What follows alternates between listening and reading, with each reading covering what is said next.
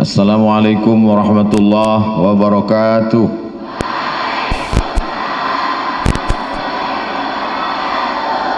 Alhamdulillahilladzi ja'ala al-lughatal arabiyyata afsahal lughat.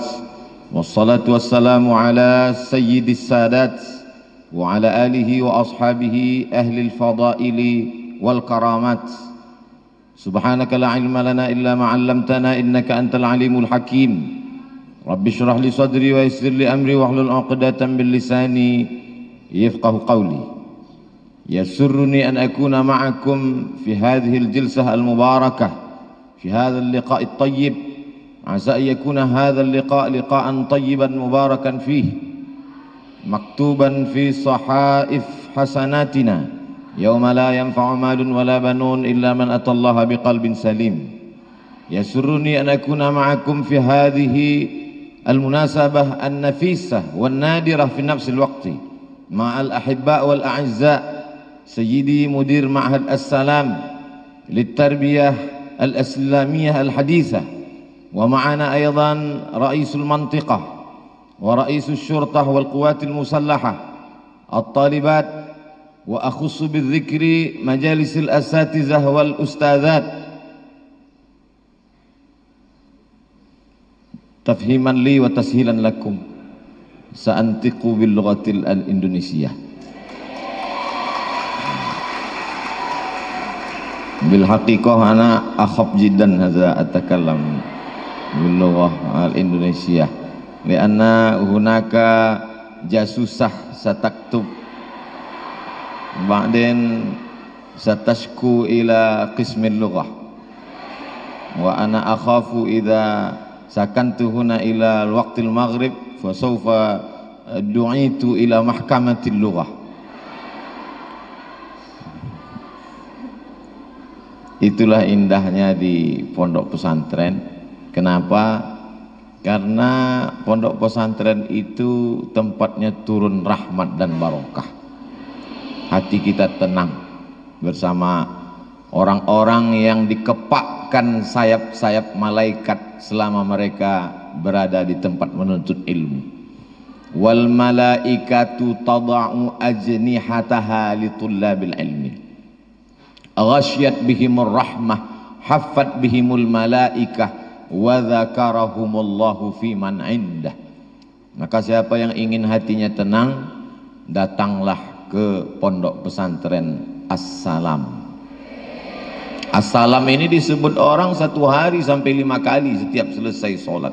Allahumma antas salam wa minkas salam wa ilaika ya'udus salam fahayyina rabbana bis salam wa adkhilnal jannata. Berapa banyak orang ingin masuk ke As-Salam tapi yang diterima limited edition. Bayangkan, saya ustadz, orang kenal dengan saya, mau masuk ke As-Salam tetap diperiksa, buka kaca mobil, tunjukkan, diperiksa, ditembak tangan sebelah kanan pakai laser lagi, ternyata cukup syarat, silakan masuk. Coba tadi kalau 40 derajat Celcius pulang, nggak jadi. Syarat kemari harus sehat zahir dan batin. Untungnya alat itu hanya bisa ngecek suhu tubuh saya. Coba kalau ada alat di pintu itu yang bisa mengetes suhu iman saya. Na'udzubillah, mudah-mudahan orang Jepang tidak membuat detektor iman. Abdul Somad mau bicara iman, ceramah di As-Salam, di pintu dites detektor. Mohon maaf Ustadz tidak lulus fit and proper test. Hari ini Masya Allah tabarakallah, saya berada di antara orang-orang yang bertuah, orang-orang yang beruntung. Mudah-mudahan saya mendapatkan limpahan barokah dan rahmat Allah Subhanahu wa taala. Judul yang diberikan kepada saya adalah menyiapkan kader yang tangguh. Menyiapkan saya paham, tangguh saya paham. Kader Setelah saya pikir-pikir, kader ini mungkin dari bahasa Arab. Qadaro yaqdiru kader. Qadirun, mampu, ditempatkan dimanapun dia qadir. Sama juga seperti pakar. Pakar itu juga dari bahasa Arab. Fakkaro yufakkiru tafkiran mufakkirun. Isim fa'il fakir, sirah mubalaghahnya fakkar. Jadi ada juga orang yang nggak ngerti tasrif, dia bilang beda tipis antara fakir dengan pakar. Oh nggak sama, fakir itu pakai qaf, fakirun. Ini orang-orang ini pasti tidak sekolah di As-Salam, tidak belajar dia tasrif, tidak belajar dia nahwu saraf, tidak belajar dia bahasa Arab, tidak menghafal mutalaah. Kana Muhammadun na'iman fi firasihi wa sa'atu ashrun wal lailu kulluhu dhalamun wa bardun wa laisa fiha saut illa sautul harik fi syari. Itu kalau dihafal, pulang kampung diundang kenduri nyambut Ramadan lupa baca doa, baca aja itu. Insyaallah diaminkan oleh jamaah. Kana Muhammadun na'iman fi sa'ati, amin sallallahu alaihi wasallam gitu. Dia sangka hadis Nabi. Bagaimana menciptakan manusia yang kader, yang qadirun, yang mampu untuk memimpin dirinya, memimpin keluarga, memimpin negerinya, memimpin bangsanya? Maka syaratnya itu banyak sekali. Saking banyaknya saya lupa. Untungnya bahan ceramah di As-Salam tidak perlu ditulis. Kenapa? Karena sudah tertulis di dinding.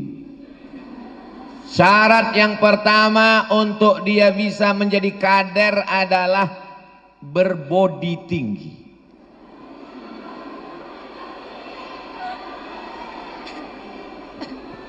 Itu yang sekarang diiklankan di televisi.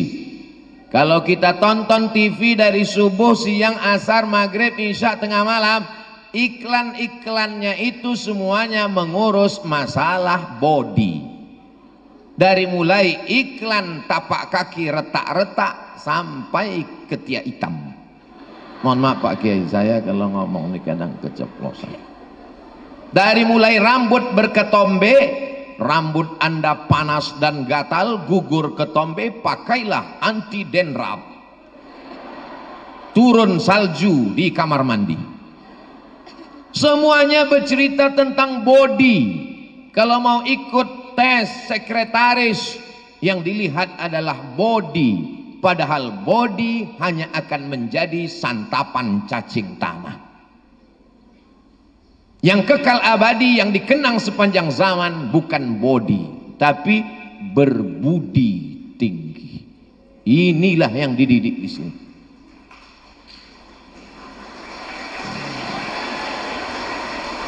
Jadi kalau kita dengar itu bunyi tepuk tangan itu, di awal-awal tuh ada yang ragu. Dia tepuk tangan, dia tengok kanan, tepuk enggak ya? Makanya dia satu-satu dulu. Satu-satu, dia tidak serentak karena memang tidak direkayasa. Ada di beberapa tempat ceramah direkayasa. Nanti kalau dia selesai ngomong pada menit sekian tepuk tangan. Di As-Salam tidak ada rekayasa, tidak ada dusta di antara kita. Penuh dengan kejujuran, penuh dengan ketulusan. Saya sudah bolak-balik ceramah di banyak tempat. Di As-Salam inilah karpet merahnya paling panjang. Biasa, Masya Allah. Waktu berjalan tadi saya rasanya kayak pejabat apa itu. Masya Allah. Jadi siapapun yang tidak lulus jadi pejabat, silakanlah datang ke As-Salam supaya merasakan bagaimana rasanya di karpet merah. Susah saya mau menceritakan bagaimana rasanya jalan didampingi kiai-kiai luar biasa di karpet merah, itu susah untuk diceritakan. Kenapa? Karena rasaku bukan rasamu. Apalagi disambut sama santriwati dari ujung sampai mata saya melihat bawah terus. Karena kalau sampai saya melihat santriah direkam. Ini berapa kamera yang merekam? Nanti ditonton sama orang rumah. Bahaya. Kenapa? Masa Ustaz Abdul Somad mengajarkan mari kita jaga mata, tapi dia sendiri tidak berbudi tinggi. Berbudi tinggi. Untuk apa dia kaya? Untuk apa dia punya jabatan tinggi? Tapi kalau tidak berbudi, maka akan jatuhlah harkat dan martabatnya. Pejabat ditangkap KPK, jatuh. Orang yang terkenal, masyhur, tertangkap melakukan perbuatan maksiat, jatuh. Kenapa? Karena manusia itu dinilai dari berbudi tinggi. Budi bahasa Sanskerta, karya, cipta, karsa, perbuatan manusia. Namanya budi pekerti yang luhur. Sedangkan dalam bahasa Arab disebut dengan adab. Makanya dalam hadis dikatakan adabani rabbi fa ahsana ta'dibi. Adabku dibentuk oleh Allah Subhanahu wa taala, maka sempurnalah adabku. Allah tidak memuji Nabi Muhammad sallallahu alaihi wasallam, inilah dia orang yang salat tahajudnya sampai bengkak kakinya. Tidak ada dalam ayat Al-Qur'an. Inilah orang yang kalau dia bersedekah habis hartanya. Tidak ada. Tapi apa pujian Allah untuk Nabi Muhammad SAW? Wa innaka la'ala khuluqin azim. Akhlakul karimah. Banyak orang yang keliru membedakan antara akhlak dengan etika. Etika itu adalah kesepakatan manusia, sekelompok manusia di suatu daerah, di suatu komunitas, di suatu perusahaan, di suatu institusi membuat aturan, itu disebut dengan etika. Maka ada namanya etika jurnalistik, tidak boleh menyebut nama orang.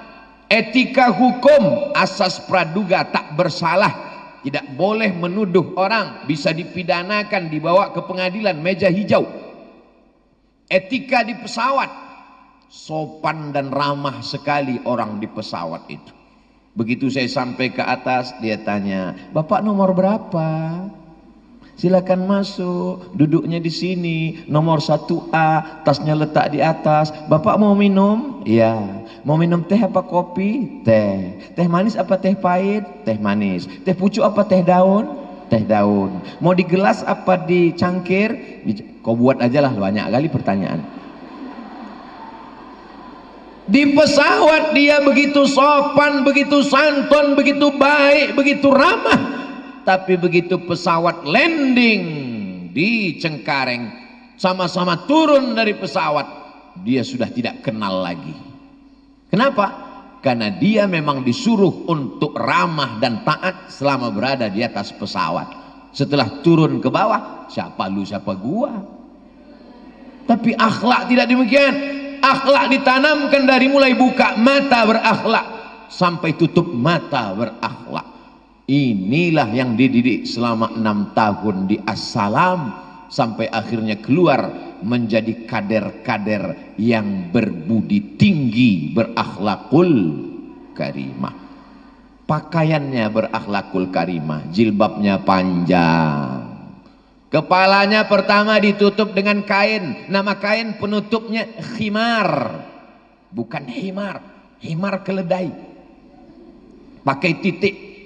Bahasa Arab salah titik bahaya. Ada orang ahli tabib, ditulis di bukunya sudah lama tua, tertulis di situ sebetulnya aslinya tulisannya al-habbatus sauda, biji-bijian hitam datang rayap, digigitnya titik ba jadi 2, al-hayyatus sauda, ular hitam mati. Hati-hati dengan titik. Maka dia pakai khimar, pakai kha, ditutup dulu rambutnya pakai khimar. Setelah rambutnya tertutup, baru dipakai dengan jilbab, jamaknya jalabib, kain yang menutup dari ujung rambut sampai ke ujung kaki. Ya ayyuhan nabi, wahai Muhammad sallallahu alaihi wasallam, qul li azwajika, katakan kepada istrimu, wa banatika, anak perempuanmu, wa nisa'il mu'minin, perempuan-perempuan yang beriman. Yudnina alaihinna min jalabibihin, hendaklah mereka memanjangkan jilbab. Dulu kainnya cuma sampai betis, lehernya tidak tertutup.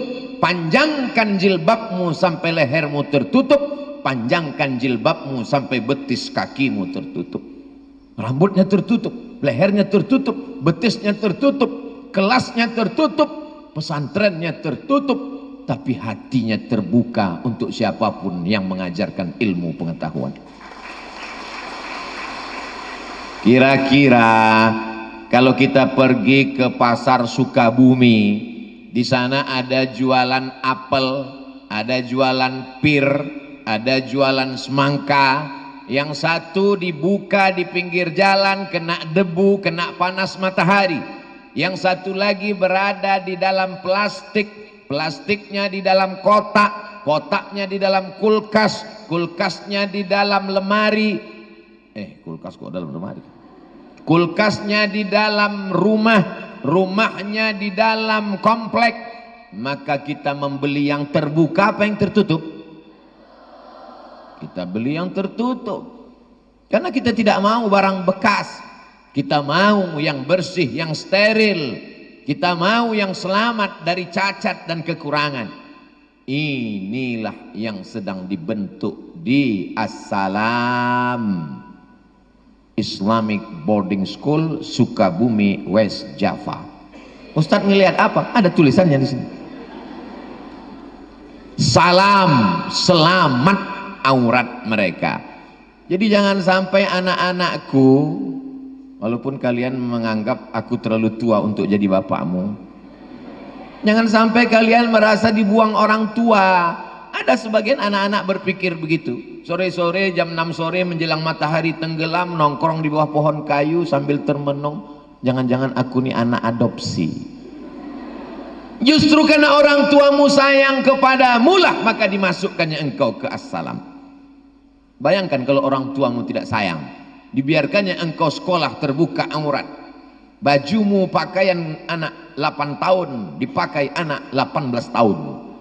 Roknya pendek, bajunya pendek, uratnya kejepit. Tidak ada rasa segan, tidak ada rasa malu. Anak umur 5 tahun pakai lipstik di tepi jalan, bibirnya merah sedo, kiri warna hijau, kanan warna biru. Gara-gara apa? Lipstik ibunya dia pakai. Anak meniru apa yang dilihat-lihat di sekelilingnya, ibunya, babysitternya, neneknya, itulah yang akan dia lakukan. Tapi di sini dididik dari mulai pakaian. Orang dinilai pertama kali kalau ketemu, kita tidak tahu apa isi kepalanya, kita tidak tahu apa isi hatinya. Yang kita lihat pertama adalah pakaiannya. Coba kita lihat kiai-kiai kita, rapi, pakai kemeja di dalam, pakai koko, pakai jas. Coba lihat ustazah-ustazah kita, rapi, bersih. Ustaz Somad di sini tadi pakai sorban, sorbannya diganti dengan sorban yang rapi, bagus. Lama saya melihat, ini kok love gini, cinta ini. Lama-lama baru ketemu, alif, lam, sin, lam, alif, mim, assalam. Masya Allah, tabarakallah. Kita pertama menilai orang dari pakaiannya, maka semua orang yang hadir di sini identitasnya terlihat dari pakaian. Dari mana saya tahu ini Pak Polisi? Pakaian polisi. Walaupun sekarang saya susah membedakan mana polisi mana satpam. Dari mana saya tahu nih Bapak Babinsa TNI? Dari pakaiannya. Dari mana saya tahu ini laki-laki dan perempuan? Dari pakaiannya. Walaupun sekarang banyak laki-laki yang tidak pede jadi laki-laki, dipakainya baju perempuan. Namanya LGBT. LGBT itu bukan perempuan. Ada yang nanya ke saya, Ustadz ya LGBT itu perempuan? Enggak. Tapi ujungnya kok domirnya bawah Pak Ustadz. Mestinya kalau laki-laki LGBT, LGBT, LGBTunna. Apa ini? Begitu kalau anak ngerti sorop, dia ketawa. Yang nggak paham, kenapa anak-anak ini ketawa? Berbudi tinggi. Kalau ada orang Jepang anaknya tidak bisa matematika, dia nggak pusing, dia panggil guru matematika, kursus di rumah 3 bulan selesai. Kalau ada anak-anak di Jepang tidak bisa bahasa Inggris, dia tidak stres, orang tuanya cukup panggil kursus bahasa Inggris, selesai 6 bulan. Tapi kalau anaknya tidak pandai ngantri, dia susah. Kenapa? Karena ngantri adalah budi pekerti. Tahu rasanya gimana dipotong saat ngantri, sakit. Ustadz pernah merasakan dipotong waktu ngantri, ya, dulu waktu di pondok. Ngantri mau buka puasa, Allahu Akbar, Allahu Akbar, buka puasa maghrib. Habis itu sholat di masjid. Setelah itu ngantri menunggu makanan. Sudah mau dekat pintu dapur ngambil nasi, dipotong. Mestinya kita sempat makan sebelum Isya, karena dipotong jadi jauh. Azan Isya, sudah dekat nasi mau diambil. Roh, pergi masjid. Dendam Ustaz? Enggak, cuman ingat aja. Berbudi tinggi. Di sini kita diajarkan sama rata. Saya tidak tahu di antara anak-anakku ini mana yang anak pejabat, mana yang anak orang kaya, mana yang anak rakyat jelata, mana anak diplomat, mana yang anak penjual tomat. Semuanya sama, pelayanannya sama, bajunya sama. Jangan kalian sombong menjadi anak orang kaya, karena yang kaya itu bapakmu. Jangan kau bangga jadi anak pejabat, karena yang pejabat itu ibumu. Sedangkan engkau adalah anak yang belum tentu nasibnya di masa akan datang. Hari berganti, musim berubah. Jangan sepelekan teman-temanmu. Suatu ketika saya sedang jalan-jalan, di tengah perjalanan perut lapar, mampir ke rumah makan. Sampai di tempat makan saya pun makan. Rasanya yummy. Tak berapa lama saya ketemu dengan seseorang, wajahnya tidak asing. Saya teringat, oh ini teman saya dulu.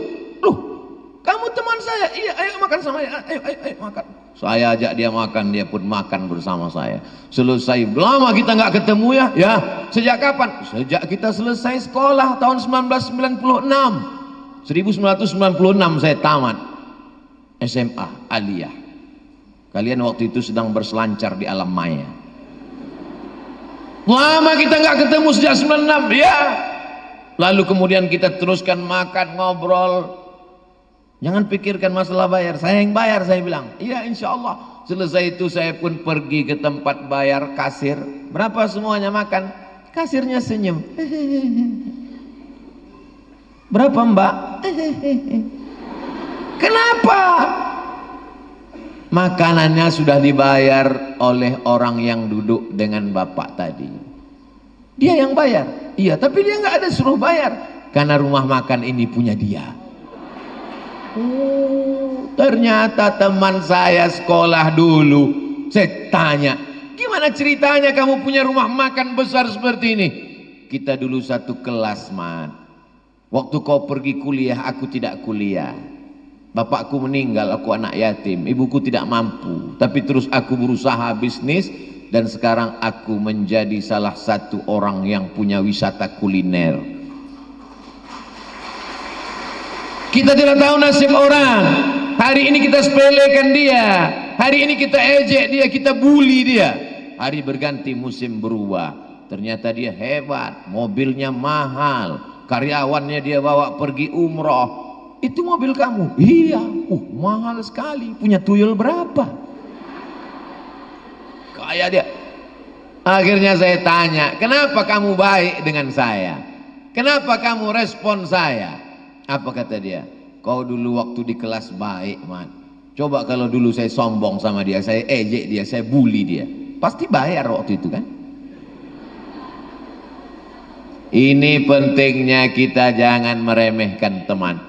Sehebat apapun kita, setinggi apapun jabatan kita, sebanyak apapun harta kita, kalau sudah komunikasi kita rusak, hubungan kita tidak baik, maka orang tidak akan memandang kita. Hari ini kau dihormati orang karena jabatanmu, tapi sampai masanya kau akan pensiun.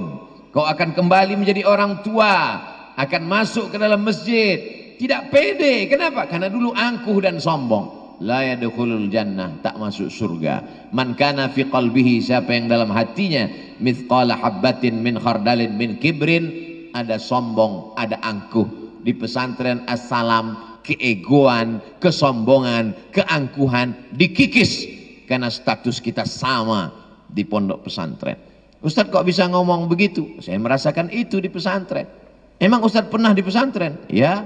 Berapa lama? Jangan tanya. Di pesantren kita dididik untuk siap dihukum. Man du'iya ismuhu al-asma al-maktubah fi hadhil waraqah, nama-nama yang tertulis di kertas ini, falyahduru ila qismil lughatil arabiyyah ba'da salatil maghribi fauran. Begitu dibacakan habis sholat maghrib, itu detak jantung sudah tidak normal lagi. Sebelum maghrib jantung, begitu dibacakan panggil. Ya Allah, mudah-mudahan jangan ada nama di situ ya Allah. Abdul Somad. Panggil, menghadap ke Qismul Lughah. Itu Rais Qismul Lughah sudah siap batang sapu. Zaman kalian enak, anak-anakku. Kalian sekarang dilindungi oleh Komisi Perlindungan Anak. Zaman saya, Komisi Perlindungan Anak belum lahir. Berapa kali kena tempeleng, berapa kali kena pukul bukan pakai rotan, pakai batang sapu asli. Pukul. Hal takallamta bil lughatil arabiyyah hadzal yaum? La, ana la atakallamu. Saya memang nggak ngomong dari pagi sampai sore. Takut dicatat teman. Hal takallamta bil lughatil Indonesia fi hadzal yaum? Ana la atakallamu. Sahih, sahih jiddan. Lakin ismaka maktubun fi hadhil waraqah. Tapi namamu tertulis di kertas ini. Sa'ahkam Ustaz? Fi sa'ati khamisati wan nisf, jam 5.30 ente bahasa Indonesia. Aina? Fil hammam. Al kalimah gayung. Oh, ternyata waktu mandi nyiram lupa. Disangka ini teman di sekeliling ini. Sejak itulah saya tak percaya dengan teman. Ternyata kau teman menjegal kawan seiring, menggunting dalam lipatan, menikam dari belakang. Sampai jam 5 sore, rupanya dia tertangkap kemarin dan dia sedang menunggu. Dia dekati kita, ada maunya ternyata. Dia tunggu sampai masanya, keluar juga satu kata dari mulut. Waktu pedas mata sedang mandi, gayung, gayung, tulis gayung. Dendam Ustaz, saya sudah memaafkannya, tapi melupakannya tidak. Tidak ada pilih kasih. Kau anak siapa? Kau di mana? Kau orang mana? Kalau melanggar aturan, kau akan kena. Kita dididik setahun, 2 tahun, 3 tahun, 4 tahun, 5 tahun, 6 tahun, akhirnya mendarah daging, berpakaian. Kalau tidak tutup rambut, tidak hijab, tidak hormat guru, tidak sayang kepada orang tua, hukuman luar biasa, macam-macam, gundul. Anak-anak, adik-adik, perempuan semua, albanat, albanin. Berapa kilo Kiai jarak kampus Banat dengan Banin? 25 kilometer. Lautan kan ku seberangi, bulit kan ku daki. Jauh jaraknya. Tapi masih ada Banat. Kami dulu di pondok 1.800 santri, kulluhum banun. Tak ada perempuan. Kalau mau ngelihat perempuan di dapur, tukang masak. Di saat hari Ahad, hari libur yang mestinya kita tenang, disitulah mental kita sedang diuji. Yang sering ngomong bahasa Indonesia, yang sering melanggar peraturan, yang terlambat ke masjid, sudah tak terhitung lagi. Mau digundul rambut yang lama belum tumbuh. maka megang papan tulis, diletakkan di atas meja, berdiri di atas meja, di pinggir jalan, pegang papan tulis. Ana tolibun, saya adalah santri yang paling banyak pemecah rekor melanggar peraturan sepekan ini. Semua tamu-tamu yang lihat tersenyum. Oh, tapi ada juga manfaatnya. Mental urat malu kita, urat grogi jadi putus. Yang sebelumnya menghadapi orang banyak, takut, cemas, ngeri, gemetar, grogi, ketakutan. Sejak itu hilang. Ustadz Somad kena? Enggak, saya anak baik. Maka di sini dididik selama 6 tahun untuk apa? Berbudi tinggi, hormat kepada guru, sayang kepada orang tua. Anak-anak yang terbiasa di rumah, bangun pagi lihat orang tua, makan siang dengan orang tua, makan malam sama orang tua, nonton TV dengan orang tua, liburan dengan orang tua. Lama-lama dia tidak sayang dengan orang tua. Tapi orang yang lama baru ketemu dengan orang tua tidak boleh berkunjung semasa Covid. Zurribban tazdad hubban. Jarang-jarang ketemu, maka kerinduan dalam. Orang tuanya juga rindu luar biasa. Tengah malam menetes air mata mereka. Rabbi habli minas solihin. Jadikan anakku anak yang solihah ya Allah. Tetesan air mata mereka membuka pintu-pintu langit, turun malaikat menurunkan rahmatnya, sehingga lahirlah calon-calon kader-kader pemimpin masa depan yang berbudi tinggi insyaallah. Amin. Habis 30 menit. Masuk yang kedua, berbadan sehat. Di pesantren kita sehat. Kenapa sehat? Bangunnya sejam sebelum azan subuh sudah bangun. Mandi.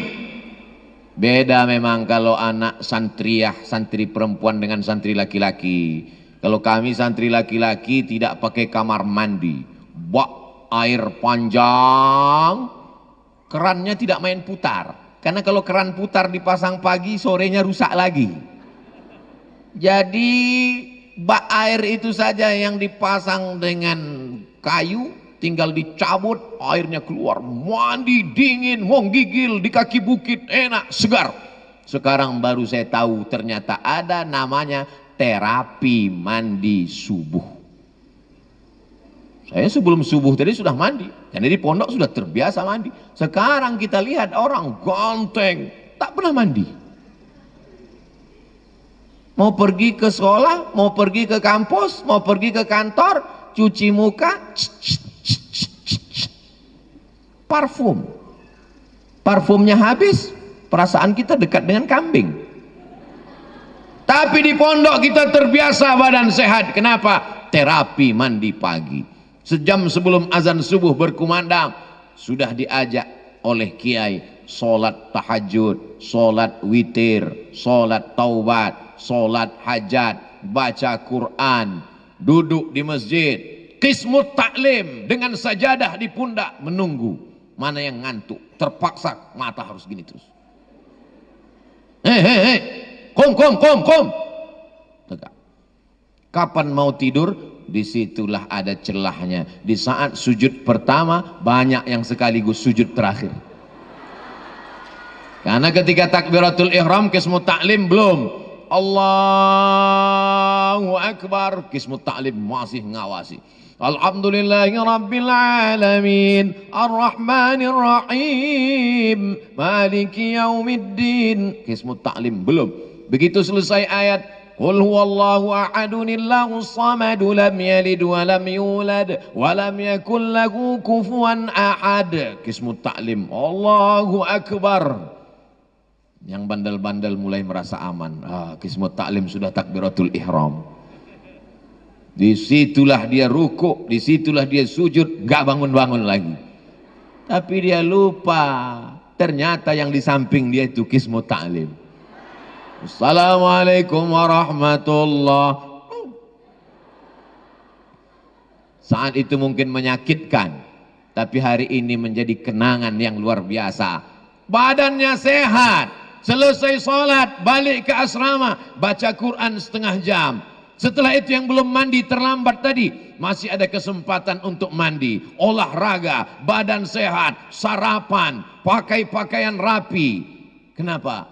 Badan sehat. Tidak ada kita dulu yang kena asap. Kenapa? Yang laki-laki di luar sana merokok, pakai narkoba, ngelem, ganja. Di pesantren sehat. Yang perempuan dikhawatirkan dibawa pacarnya hari Sabtu sore. Ini hari Sabtu. Sabtu sore sudah siap itu anak muda bawa sepeda motor yang kenal potnya baru di khitan masal. Orang tua takut karena anak tetangga juga sudah dibawa pacarnya. Pak, Bu, anaknya kami bawa. Bawa. Sampai pagi, nggak apa-apa. Tapi di pesantren dia aman, badannya sehat, berakhlakul karimah. Beruntung anak-anakku yang sudah ada di pesantren. Yang belum mendaftarkan anaknya ke pesantren, daftarkan sebelum tanggal penutupan berikut ini.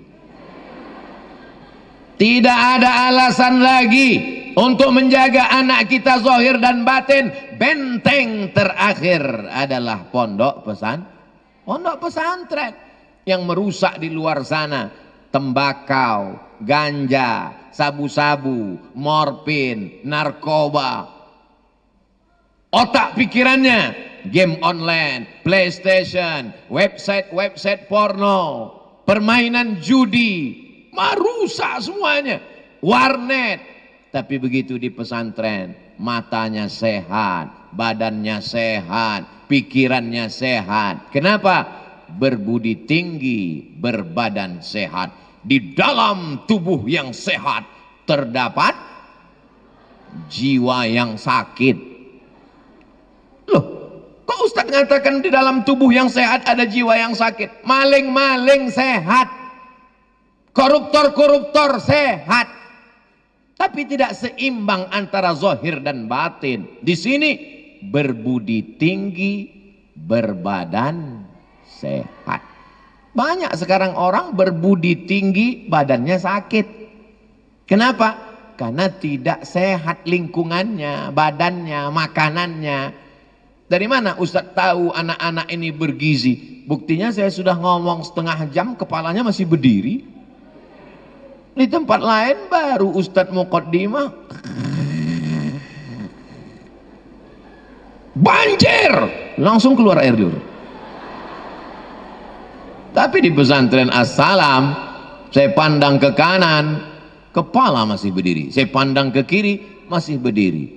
Kenapa dia berdiri? Takut dicatat jasus. Tidak, bukan karena itu. Karena dia sehat walafiat, insya Allah. Amin.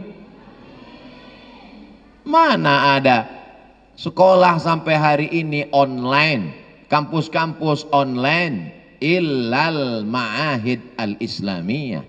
Kenapa? Karena mereka dijaga. Covid tidak berani masuk pesantren. Kenapa? Syarat masuk pesantren mesti bahasa Arab. Covid nggak bisa bahasa Arab. Akhirnya dia cuma sampai pintu, habis itu pulang. Man anta? Al-Covid. Covid kam? Covid 19. Irji'i ila baitik. Pulang, nggak bisa masuk. Covid mamnu'ud dukhul. Tidak boleh masuk. Makanya anak-anak pesantren sehat walafiat sampai hari ini. Kita doakan sampai hari kiamat anak-anak pesantren sehat. Berbudi tinggi. Kenapa lebih didulukan budi tinggi daripada sehat badan? Karena memang begitu kita diajarkan. Indonesia tanah airku, tumpah dah. Saya sedang mau ngetes ini, ujian ini. Di sanalah aku berdiri, jadi pandu ibuku. Indonesia kebangsaanku, bangsa dan tanah airku. Kita berseru, Indonesia bersatu. Hiduplah Hiduplah negeriku, bangsaku, rakyatku, semuanya bangunlah. Itulah yang saya maksud.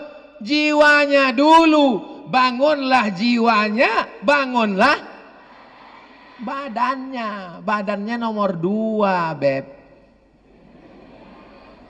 Badan bukan nomor 1. Tapi jangan gara-gara ceramah Ustadz Somad ini besok santriah nggak mandi, nggak cuci muka. Begitu masuk kelas teh matanya sebesar donat. Ditanya sama ustazah, kenapa kamu nggak mandi? Kenapa nggak cuci muka? Bangunlah jiwanya. Harus ada keseimbangan antara zahir dan batin. Makanya sebelum ke kelas dia bercermin dulu melihat wajahnya. Dia katakan, Allahumma kama hasanta khalqi. Sejalan, seimbang, berbudi tinggi, berbadan sehat. Keseimbangan antara zahir dan batin. Itulah Islam. Islam ini mengajarkan keseimbangan. Ada yang mengatakan Nabi Isa itu anak zina. Ekstrim, merendahkan, menghinakan. Tapi ada yang mengatakan Nabi Isa anak Tuhan. Terlalu meninggikan, mengataskan. Maka Islam, wa kadzalika ja'alnakum ummatan wasata, pertengahan. Nabi Isa adalah nabi, hamba dan utusan Allah Subhanahu wa taala. Ini makna pertengahan. Ada yang mengatakan badan enggak perlu diurus, biarkan saja rambut panjang sampai seperti sumbu kompor. Badan tidak perlu dimandikan, biarkan saja kotor. Dalam Islam diajarkan perhatian fisik perlu, seimbang antara zahir dan batin. Ada yang mengatakan bersuara menggelegar, ada yang mengatakan berdoa tidak perlu bersuara. La tajhar bi salatika, jangan bersuara menggelegar. Wala tukhafit biha, jangan pula sampai tak keluar suara. Wabtaghi baina dzalika sabila, carilah jalan tengah. Kita tidak ekstrim kiri, kita tidak ekstrim kanan, tapi kita adalah moderat. Ini hati-hati pakai kata moderat ini, karena moderat dengan mudarat beda-beda tipis. Moderat, jalan tengah. Ada mutasyaddidun, ekstrim. Ada mutasahilun, ekstrim. Mu'tadilun, munsifun. Inilah mazhab kita, menjaga keseimbangan, berbudi tinggi, berbadan sehat. Setelah budi pekertinya tinggi, badannya sehat, barulah dia bisa berpengetahuan luas. Bahasa Arabnya aja berapa? Coba dulu. Nahwu, shorab, mutola'ah, mahfuzat, balaghah, ma'ani, mantik, bayan. Untuk Arab dan sastra Arab. Fikihnya, fikih ibadah, fikih muamalah, fikih munakahah, fikih siasah, usul fikih. Tafsir, ulumul Quran, tajwid, tahsin, idgham, ikhfa, gunnah, qalqalah, bila gunnah, sibza sanakam jada saksun qad samadum thayyiban zid fitu qanda' zaliman. Tib summa sirrahman tafus dibdani amda su'azan min zusarifan lil karam. Itu kalau dihafal dari sekarang sampai mati nggak akan lupa. Ditanya malaikat, marabbuka, sibzasana kam jada sasun qab sama zum thayyiban zid fitu qanda' zaliman. Tib summa sirrahman tafus dibdani amda su'azan min zusarifan lil karam. Udah masuk surga. Belum lagi masuk hadisnya, ulumul hadis, mustalah hadis, rijalul hadis, mukhtaliful hadis.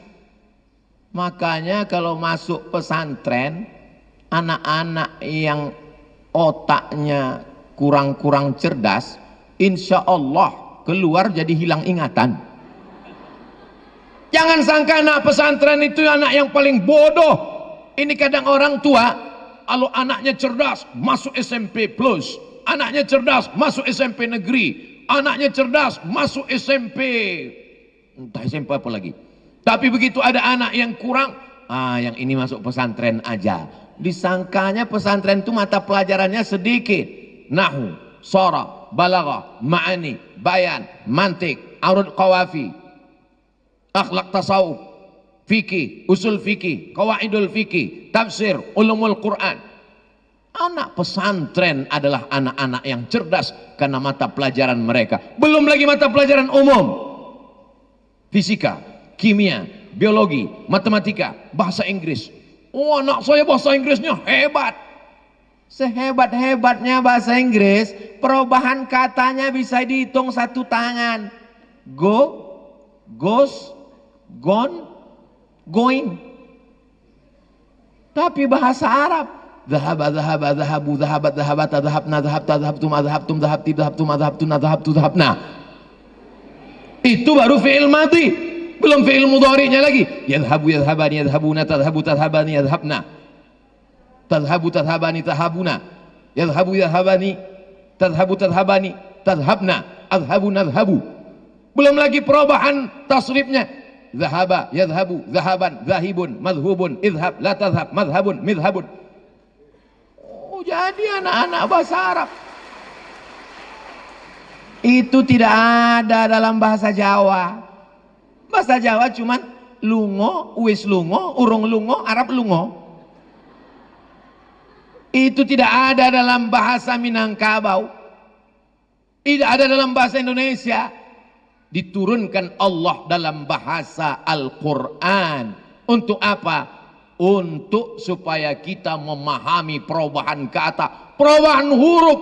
Hurufnya juga luar biasa. Di pesantren kita belajar makharijul huruf. Walanabluwannakum bisyai'im minal khawfi wal ju' wa naqsim minal amwali wal anfusi wath thamarat wa basyiris sabirin. Wa naqsim minal amwali wal anfusi wath thamarat wa basyiris sabirin. Ada tha, ada sya, ada so, ada sa. Dalam bahasa Indonesia tidak ada. Saya suka sama situ. Mentang-mentang dari pesantren, pas kata sambutan semuanya shin. Assalamualaikum. Wassalatu wassalam. Nggak bisa. Ada makharijul hurufnya. Berpengetahuan luas. Dari mulai makharijul huruf, dari mulai kosakata. Bahasa Inggris jangan tanya lagi. Insya Allah TOEFL, Test of English Foreign Language. TOEFL skor TOEFL 550. Anak-anakku akan dapat beasiswa dari Cambridge University, insya Allah. Amin. Sekarang pendaftaran di kampus-kampus Eropa, Amerika, Australia online. Saya ketemu dengan beberapa anak ketika ke rumah Bapak Sekda. Ustaz Somad, jumpai dulu anak-anak kita yang sekolah di luar negeri. Kamu di mana? Di Rusia, Pak Ustaz. Kamu di mana? Di Inggris, Pak Ustaz. Kamu di mana? Australia, Pak Ustaz. Loh, kalian daftarnya gimana? Online, melalui internet, Pak Ustaz. Dalam hati saya, zaman saya dulu 1996 belum ada yang namanya www.google.com. Nasib kola Pak Ustaz, susah zaman dulu. Zaman sekarang kalian bisa, yang penting punya prestasi. Bahasa Arab, mantap. Bahasa